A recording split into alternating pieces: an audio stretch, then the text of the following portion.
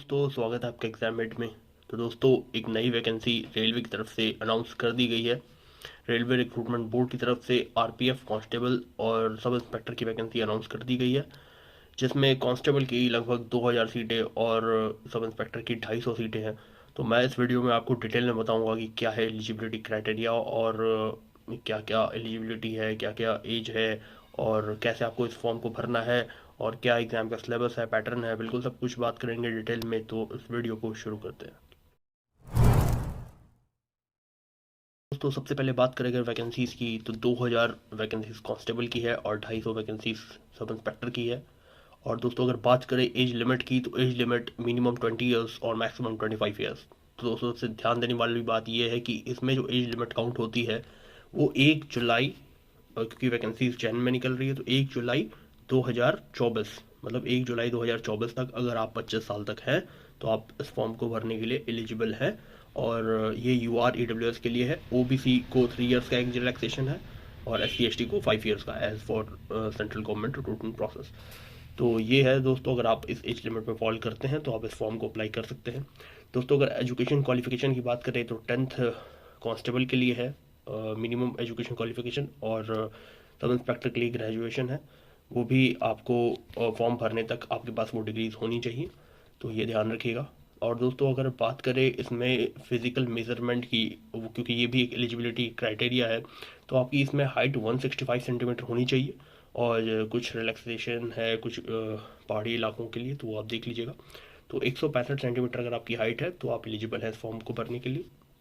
दोस्तों अब ये रही एलिजिबिलिटी क्राइटेरिया। अब बात करते हैं नेक्स्ट प्रोसेस, सिलेक्शन प्रोसेस का। तो दोस्तों सबसे पहले तो इसमें एग्ज़ाम होंगे और एक ही पेपर होना है, सिंगल डे 1 डे एग्ज़ाम होता है। तो वो 1 डे एग्ज़ाम में 90 मिनट दिए जाएंगे 120 क्वेश्चन के लिए। उसमें 50 क्वेश्चन जीके के रहेंगे और 35 मैथ्स, 35 रीजनिंग। तो इसमें मेन जो चंक है वो जीके का है, 50 क्वेश्चन जीके के रहेंगे और 120 मिनट्स आपको मिलेंगे। 120 मार्क्स के 90 मिनट्स मिलेंगे। तो इस तरीके से है। कुल आप देख सकते हैं कि ये जो सिलेबस है वो एनटीपीसी, रेलवे एनटीपीसी से मिलता जुलता है। तो आप वहाँ वो भी प्रैक्टिस कर सकते हैं प्रीवियस ईयर के तौर पे। बात करें दोस्तों अगर इसमें CBT 1 जो कि कंप्यूटर बेस्ड टेस्ट है उसके होने के बाद आपको एक रनिंग और long jump, high jump qualify करना पड़ेगा, जो कि सबसे इम्पॉर्टेंट है क्योंकि बहुत ही टफ होता है, मतलब आसान नहीं है इसकी रनिंग। एसआई के लिए 6.5 मिनट में आपको 1600 मीटर दौड़ना है और कांस्टेबल के लिए 5 मिनट 45 सेकंड में आपको 1600 मीटर दौड़ना है। तो ये एक आसान नहीं रहेगी, काफ़ी प्रैक्टिस चाहिए रहती है इसकी। अगर लॉन्ग जंप की बात करें तो कांस्टेबल के लिए ये होगा 14 फीट और सब इंस्पेक्टर के लिए 12 फीट। और हाई जंप जो है वो कांस्टेबल के लिए होगा 4 फीट और सब इंस्पेक्टर के लिए 3 फीट 9 इंच। तो आपको ये सब भी प्रैक्टिस करना है। एक बार आपका सीबीटी हो जाता है तो आपको 1 से 2 महीने समय मिलता है, तो उतने दिन में आपको ये प्रैक्टिस कर लेना है। बाकी दोस्तों अगर बात करें इसकी एग्ज़ाम पैटर्न की, तो एग्ज़ाम पैटर्न जो है वो मैथ्स, रीजनिंग और जीके का सिलेबस बिल्कुल एसएससी टाइप ही है। ठीक है, जीके इसमें बाय एंड लार्ज सब कुछ इंक्लूडेड है, आप देख सकते हैं स्क्रीन पे सिलेबस जो डिटेल में दिया गया है।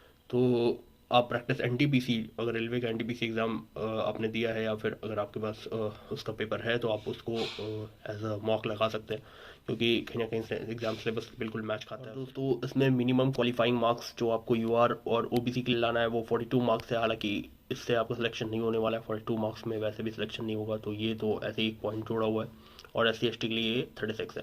तो ये बस मियर एक फॉर्मेलिटी है, क्योंकि कट ऑफ तो उससे काफ़ी ज़्यादा जाता है। तो ये बात ध्यान रखिएगा। बाकी दोस्तों और कोई डाउट होता है कमेंट सेक्शन में जरूर बताइएगा। धन्यवाद।